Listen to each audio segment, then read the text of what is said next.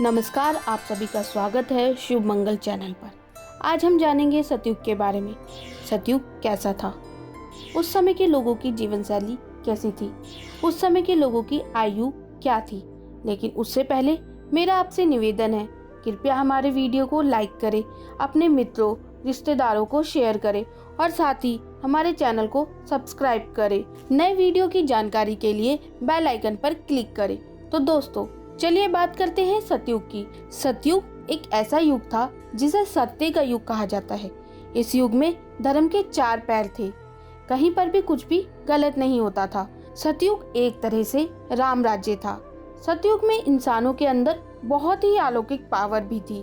अब आप सोच रहे होंगे ये अलौकिक पावर उन्हें कैसे मिली, तो मैं आपको बता दूं, ये अलौकिक पावर उन्हें उनके ध्यान से मिली।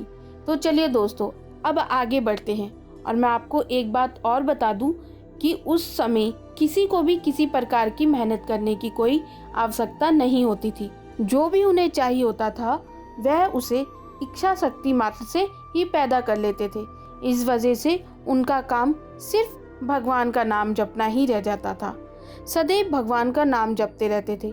दोस्तों, सतयुग में कोई भी झूठ नहीं बोलता था और ना ही अधर्म करता था। अगर वह ऐसा करता था तो उसके स्वतः ही मृत्यु हो जाती थी। और जो व्यक्ति धर्म के रास्ते पर चलता था उसकी आयु 1,00,000 वर्ष होती थी। उस समय के लोगों की जीवन शैली आज की बिल्कुल विपरीत थी। वह प्रातःकाल 4 बजे उठते थे, स्नान करके शुद्ध होकर प्रभु का जाप करते थे। वह भोजन में फल और सादा भोजन खाना पसंद करते थे। वह अपने आसपास का माहौल शुद्ध और स्वच्छ रखते थे। वह प्रकृति को बहुत महत्व देते थे। उस समय के लोग बड़ों का सम्मान करते थे और उनकी आज्ञा उनके लिए सर्वप्रिय थी। सतयुग में भगवान को प्राप्त करने का मार्ग केवल ध्यान था। सतयुग में भगवान विष्णु ने जगत पालन के लिए कूर्म अवतार लिया, जो कि उन्होंने समुद्र मंथन के वक्त लिया था।